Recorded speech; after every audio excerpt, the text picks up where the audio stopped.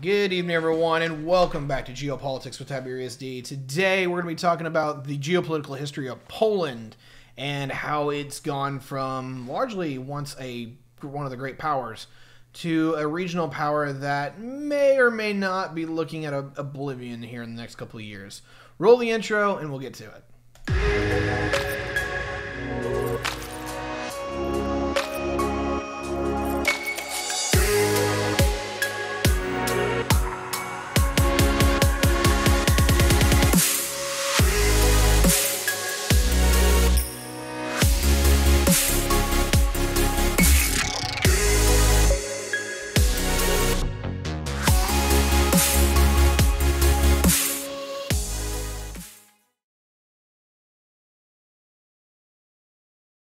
Alright, good to be back, everyone. It's been a quick second, and we're going to be finishing out Poland today, or on this particular stream. So, in a nutshell, what's going on with Poland? What's its history been? Well, I titled this in the stream, Poland has been beaten like a red-headed stepchild. And unironically, that's kind of what their history has been. Now, their history is pretty long and complex, and Poland exists to a degree before we even have written Polish history. And to some degree. All right, so where does Poland come from? Poland is largely a group of Slavic peoples that were in the region of the Vistula and basically centered around the Vistula River in Central Europe. And they were Slavic peoples that used to be pagans.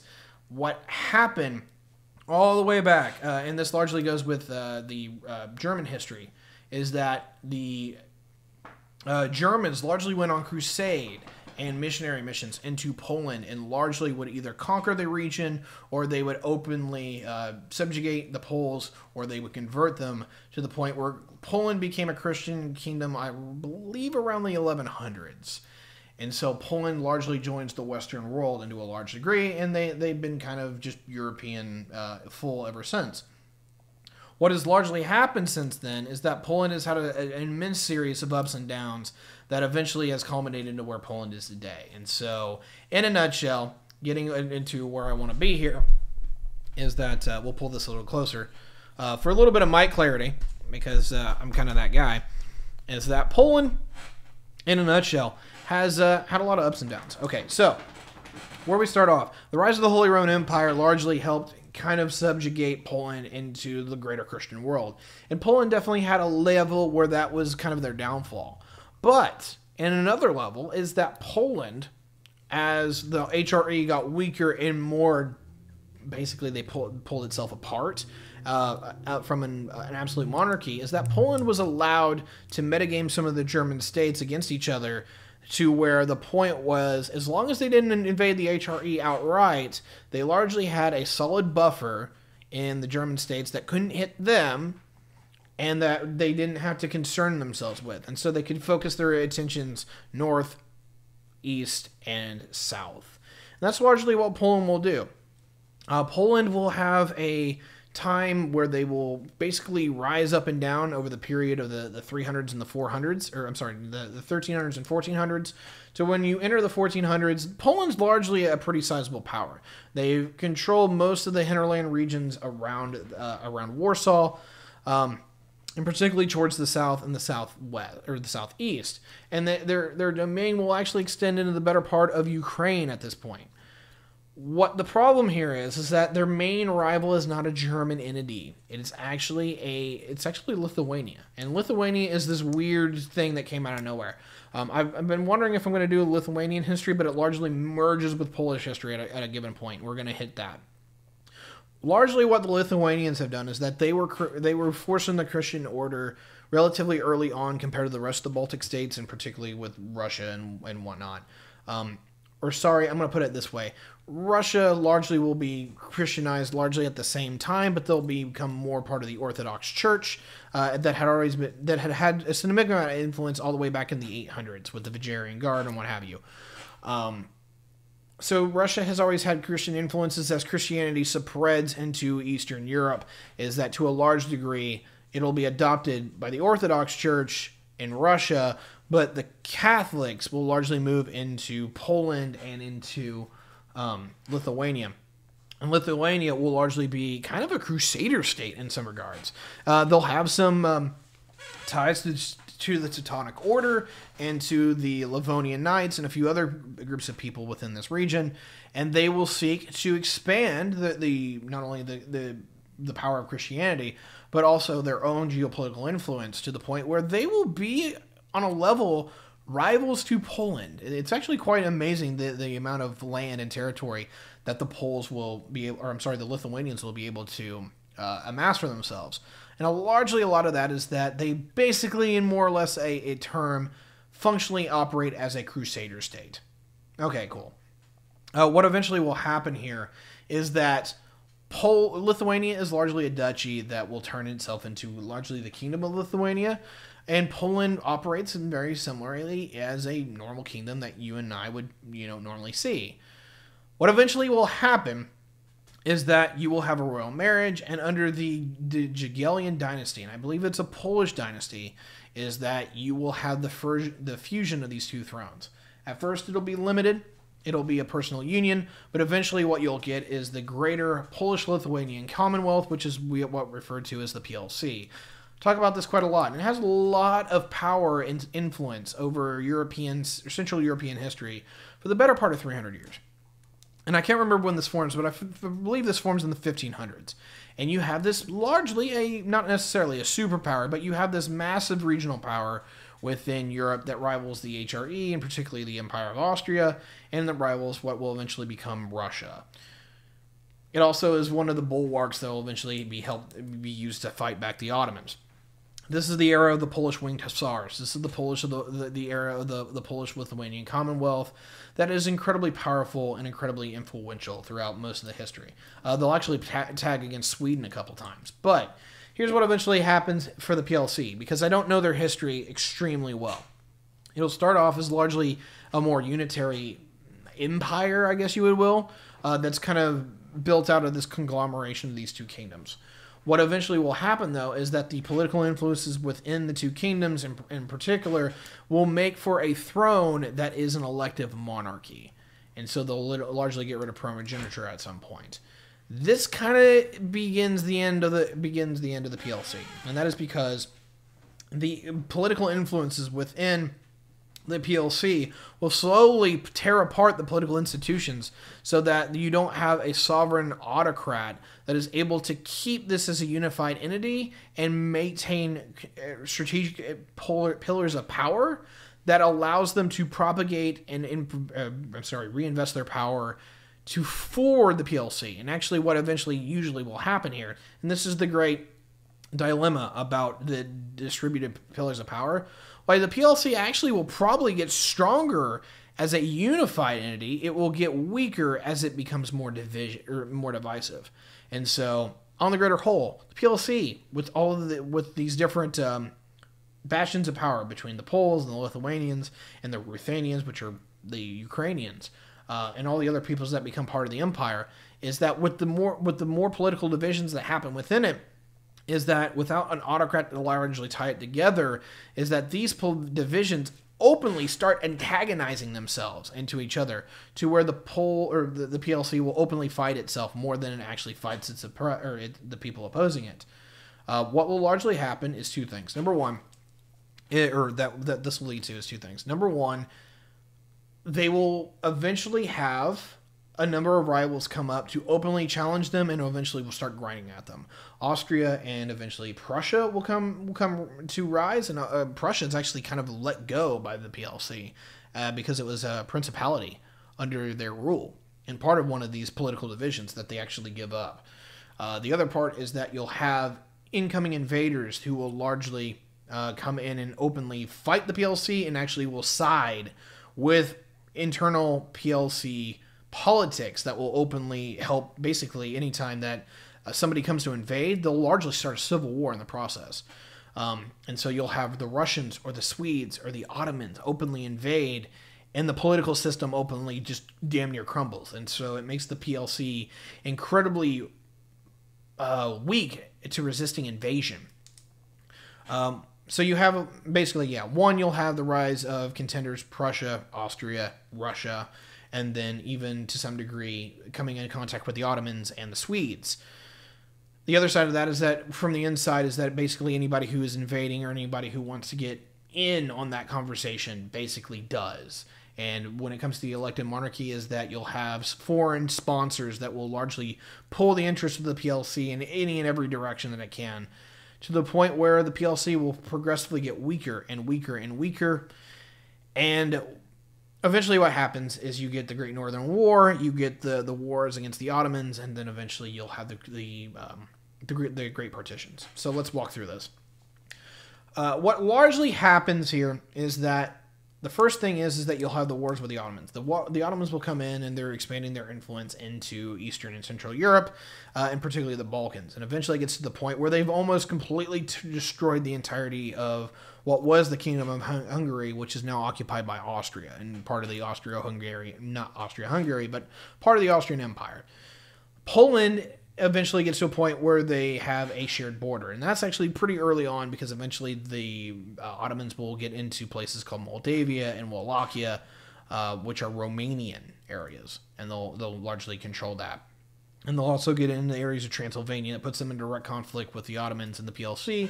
And there'll be a number of fights. But the Ottomans just absolutely stomp the Poles when it comes to this. And of course, they'll actually end up getting to the point where they'll fight the Russians as well. What largely will happen here is that the Poles will absolutely get their ass handed to them every time they engage the Ottomans alone. But you'll eventually have what is one of the great holy alliances, where Austria, the Poles, and the Russians, and even the Swedes get on this to some degree, where they basically, during the area where the Vienna is getting sieged, is that to a large degree, oh, I spelled that wrong. I'm terrible. Okay. What largely will happen here is that they will have came for the redheaded stepchild. Based.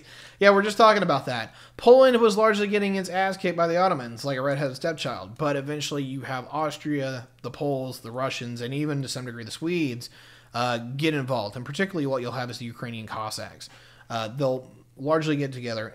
Not necessarily in that order. It's largely the Austrians and the Poles, and then a lot of people call the Cossacks will particularly help repel the siege of Vienna and will help drive against the Ottomans to the point where they start walking their way back, and the Kingdom of Hungary is brought back into the Austrian fold.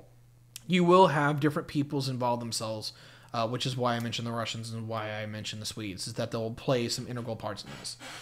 As soon as the Ottoman threat's largely contained, you get, to some degree, the Great Northern War.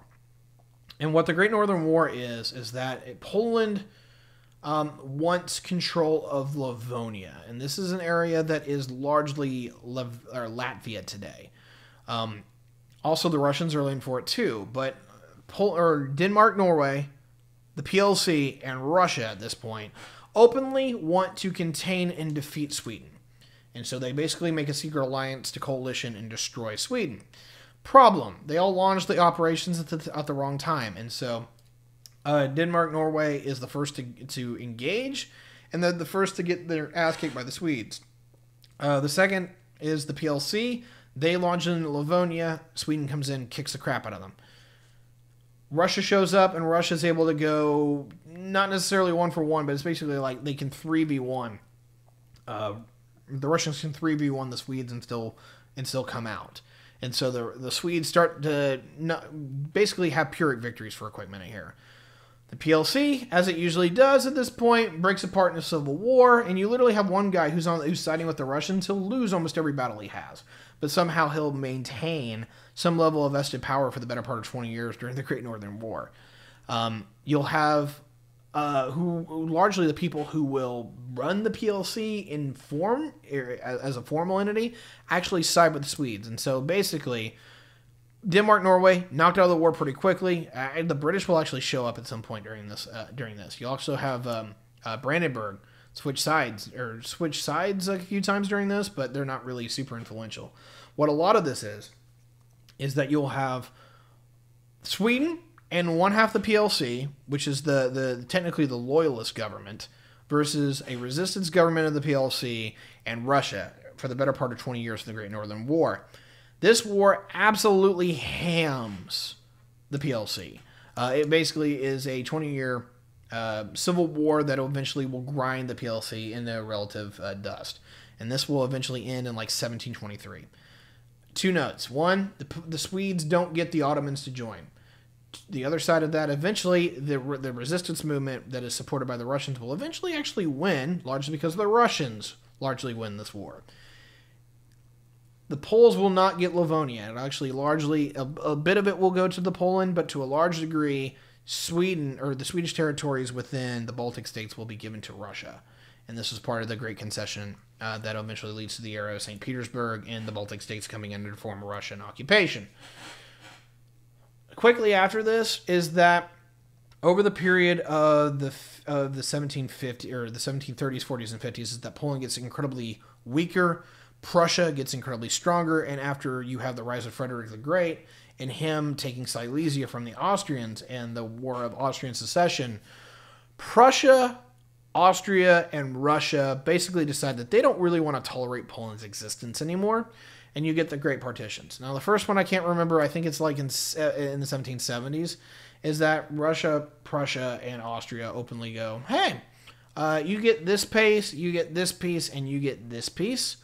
And they carve out entire spheres of influence into Poland, and they basically just take a third of all of their lands all in one shot. 10 years later, it happens again. Poland, Austria, Prussia, Russia, and Austria coming together, and they do it again because Poland is so weak, and they're also politically triangled to where these powers can coalition to where Poland is now left to 1/3 of its natural boundaries that it had only 20 years before. About another 20 years will go by, and there's the Great and the Third and Final Partition. Poland is literally wiped off the map by Russia, Prussia, and Austria, to where it's largely this just weird conheaved whole that is brought together where it's all occupied by these three powers. And this is the Great Partitions in a nutshell. And Poland will basically be wiped off the face of the earth by the end of the 1700s, just in time for the Napoleonic Wars to happen. What actually happened during the Napoleonic Wars is that eventually Napoleon will defeat Russia or Prussia and Austria in one time, Russia, during the Battle of Austerlitz. And he'll get all the way to Poland, and he'll actively do one of the most intelligent things. He'll make puppet states with the Confederation of the Rhine with the South Germans, and he'll actually turn the Duchy of Warsaw free from the influence of Prussia and Russia and Austria, so that the Poles have their own state, and they'll be the Duchy of Warsaw, and this will be a French puppet government within Central Europe that largely supports the French because they got their independence back. Problem. Eventually, you have the Grand Armée marching into Russia, you have the Battle of Borodino, and eventually Napoleon loses, and he has to retreat. At this point, this is 1812, Napoleon's largely on the defensive on defeat. You'll have the Battle of Leipzig in 1813, and it's just basically a swift rollback all the way to France. You'll have the first abdication, you'll have him come back, Waterloo in 1815. Napoleonic Wars are over. After the Napoleonic Wars are over, the Concert of Europe is convened, and Russia, Prussia, and Austria largely dictate what is going to be the future of Eastern and Central Europe. Austria gets a little bit of their southern territories back of Poland. Prussia gets a little bit of it back, but mostly what is Prussian remains Prussian, and what they get is they get a large contingent of what was the Confederation of the Rhine. This is largely the area that we now know as the Rhineland, and parts of central Germany that will be put under their stead. In exchange for this, and particularly for the Russians being the main heavy lifter in defeating Napoleon, they'll largely get most of Poland. And so the Russian Empire that we are familiar with the borders in 1914 largely form in 1820, pardon me. And so for the better part of 100 years, most of Poland is subjugated by Prussia, Russia, and Austria, but largely by Russia, and it's largely one of their domains. The Russians do not treat the Poles very well, and the Prussians don't particularly like them either. The Austrians can't really police them that well. But for the better part of the 100 years, the Poles are largely occupied by somebody, and there will be some geopolitical influences where the Russians actually go to help subdue the Hungarians. And so largely these three powers form what is called the Holy Alliance, or another one of the Holy Alliances, after the Napoleonic Wars. For the better part of 30 years, if not a little bit longer, is that Russia, Prussia, and Austria will be allied formally as powers. And largely their thing is, one, keep control of the positions within Europe, particularly Eastern and Central Europe, so no free and independent Poland, and fuck democracy. That's generally what their mentality is in a nutshell. I apologize. I need some WD-40 still. Anyway, going forward with this, where this eventually leads into is that you'll have the Crimean War, you'll have the Hungarian Revolution, you'll have the rise of Germany, and eventually we finally get to World War I. Go check out my World War I episode. That just dropped recently. You can get all the wonderful details about World War I in that. What eventually will happen, though, is that during the Treaty of Versailles, is that Poland or Eastern Europe is reorganized. You'll get the rise of the Baltic states, and you'll get the rise of Poland. And Poland is basically given its autonomy back by the Western powers. Problem is they don't have any way of enforcing their independence, and they're not going to. Now, Germany isn't really a threat at this point. They're exhausted. But Russia is in a civil war between the Reds and the Whites, and the Reds being obviously the communists. The Reds see these areas as part of Russian territorial norm, and so eventually what will happen is that during the battle to spread the revolution, the Reds will invade the Baltic states and Poland as part of the Civil War to knock them out before they can recoalesce into sovereign entities. What largely happens is that the Baltic states are pretty much overrun, but Poland pretty much is run over all the way up to Warsaw. But then's the great miracle. The Poles largely rally, and with the Russians having divided interests between their own domestic fronts and north and south and whatnot, the Poles are able to regroup, rally, and they'll drive the Russians back with the help of some friends here and there.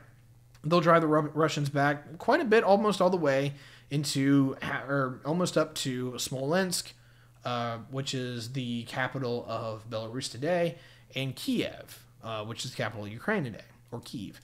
They'll largely help liberate the Baltic states. What eventually will happen, to a large degree, is that you'll get new borders that is a free and independent Poland, which encompasses half of Belarus, of modern Belarus, half of modern Ukraine, or actually about a third of modern Ukraine, and about half of modern Poland. And you get this really weird entity that exists within Eastern and Central Europe that is a new Poland. But you do have the Baltic states, and they largely all kind of start getting along. You have the rise of Czechoslovakia, which had happened a little bit before, and so they all kind of reinforce each other's independence between the Russians and the Germans. Eventually, those relationships start breaking down as the 20s move into the 30s, and eventually, of course, you get the rise of Nazi Germany, and you get the rise of the Soviet Union instead. Eventually, you get the Molotov-Ribbentrop Pact, which is the secret agreement to divide Poland between the Germans and the Russians yet again. And so we have the fourth partition, unironically. The Germany will invade, and within a week, they're at the gates of Warsaw. Within 2 weeks, they've basically destroyed most of the Polish army, and most of their reinforcements are largely on the Soviet borders, or the Soviet frontier, that is largely being pulled into the western part of the country to defend against the Germans. 2 weeks after the Germans invade, the Russians invade, and so they split Poland down the middle, and basically that was the death knell 2 weeks in.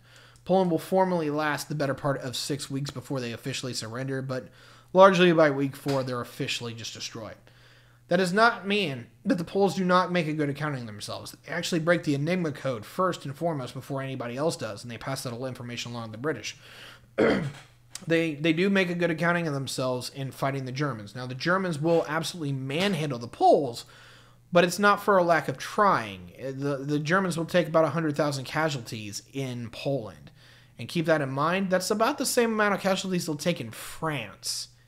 So the Poles do pretty well for themselves, being basically a second-rate power at this point, and getting invaded from two sides. And so Poland's gone again. Eventually, check out the World War II episodes if you want to know what happens in that particular wonderful clusterfuck. But eventually what will largely happen is that Poland will get its independence back, and largely from the Russians. What the Russians do, however, is they take all the areas that will eventually become part of Belarus and Ukraine. They annex that territory. In exchange, they will give the other half of what is modern Poland from Germany. And so Silesia, some instances of some parts of Brandenburg, and most of Pomerania and all of Prussia outside of Kaliningrad will be given to Poland, and that becomes the modern Polish state as we think of it today. And the exact same borders that the Russians gave them then, they now have today. And so largely what we see during the Polish history at this point is being a communist puppet state to the Soviet Union, basically taking most of their orders from Moscow, and anytime that they pipe up, they get Russian troops to invade. There is an uprising here or there, but they're largely nowhere near as much as what happens in Prague or Hungary, or the Czechoslovakia and Hungary. But eventually, there's always these murmurings and all these flare-ups of unrest and dissatisfaction within Poland that eventually culminates into the Solidarity movement of the 1980s. And Poland is one of the first governments, if not the first government within the Eastern Bloc, that when you have the rise of Mikhail Gorbachev and the reforms, is that Poland's the first to actually functionally break away. And of course, you'll have this follow suit by East Germany, and then, the Czech Republic, Czechoslovakia, and quickly the entire Eastern Bloc. And Moscow largely can't deal with that. With the rise of the Solidarity movement, you get what is largely a liberal democratic government. And it largely works. They have a hard time, but as we talked about in the Country Spotlight, they did quite a bit of good job at putting together a modern government and integrating themselves in the European family and the European community and bringing investments into the country that will empower Poland. Of course, this is the rise of modern Poland. Eventually, they will join the EU, they'll join NATO, and it largely happens in 2001 and 2004, if I remember correctly. And then eventually, you'll get the 2008 recession. And this is where Poland's fortunes start going the other way.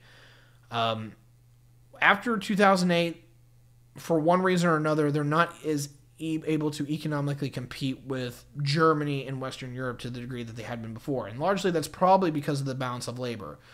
They had cheaper and more efficient. They had cheaper labor that allowed them to compete. But whenever their standard of living actually started to be competitive in a minute regard with what we saw with Central and Western Europe, they lost their competitive edge, and they were slowly kind of brought out of that relationship. And so Poland is largely stagnated since the crash of 2008, and they've never been able to put themselves back on track. Which is unfortunate because they have a demography that's really suited to doing that. And so that leads us to Poland today. It's got a government that's largely fractured, that's very partisan and kind of cringe. And so moving into the future, what do I expect from Poland? Well, I expect Poland to largely continue where they're at. Now, I don't know exactly where this is going to go on, and my problem with my predictions is that I've been doing a lot more of inference than I probably should have. And so going for the future, this is pretty much what I can guarantee. Poland is probably going to see a population decline, whether sooner or later, is that they're going to go into negative population growth. And you're going to see a country that is of about 38 million today start trending down to 30 to 25 million when it's done. Now, granted, this is probably 40 years from now, 40, 50 years, when they get to stabilization. And we don't even know if they're going to get stable. They might find an opportunity where they can start having higher birth rates and a higher level of income. We might see it where it goes the other way, and we see a Poland that trends more toward 25 million Poles. This future is in question, but right now it doesn't look good. It looks like they're penciling themselves in for a lost decade because their government's just not that coherent. What I can say is this. Right now is probably the make or break time for Poland. If they get themselves in order, they can put together a Poland that will be a rival, not necessarily a rival, but will be a decently powerful person or entity to have within Central Europe that, while not being able to oppose Russia or Germany, can be strong enough to have a say and command the attention of Western and Eastern Europe enough that if something happens to Poland, everybody pitches in. That is definitely on the table, but I cannot guarantee that.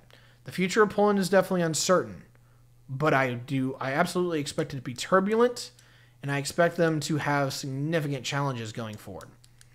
And with that, at almost 30-minute mark, that has been the geopolitical history of Poland and the possible future that I see. I'm sorry that this is not nearly as long as the other episodes, but my Polish history could use some work. But hopefully I've got most of the details correct. I don't have people bitching me out, being like, oh, you don't know anything about Poland. So, if you have any questions, feel free to ask them. I hope you enjoy the episode, and I'm not sure what the next geopolitical episode is going to be, so stay tuned for whatever may come next. And by the way, if you want, contact me on Facebook and LinkedIn or Twitter if you want a particular nation to be hosted. I do have a few requests that are actually pending that I will probably be getting to shortly. And definitely feel free to check out my other work. If you're watching this on YouTube, feel free to sign in on Twitch. See if you can catch the live streams of these. Always just check out the stuff on Instagram if I ever do something personal. But yeah, would love to have you guys chat. Would love you guys interacting with me more. And if you really like what I do, I've got to say it, and I hate to plug myself too much, but I've got one patron. If you want to help me on Patreon, I'd love to have a number 2 or 3 or 4. Would love to start building that up further. If you want to help me out on YouTube, we haven't got monetization yet, but when we get to that, our feature would be there. We need 1,000 subs. So feel free to share the YouTube channel. Let people know that I'm doing something. We just cracked 300 today. So hopefully we can continue moving forward with that. And then if you the easiest way to support me is either a subscription on Twitch or a direct PayPal donation. $5 would be nice. And without further ado, I'm going to end it with that. Blizza, thank you for all that. I don't know if we're going to end the stream. I'm going to think about it for a second here. So pay attention for that. If you guys have any questions, we can always do a Q&A after the fact. But stream's not ending, but this episode is. Thank you all very much for joining us, and we'll catch you next time.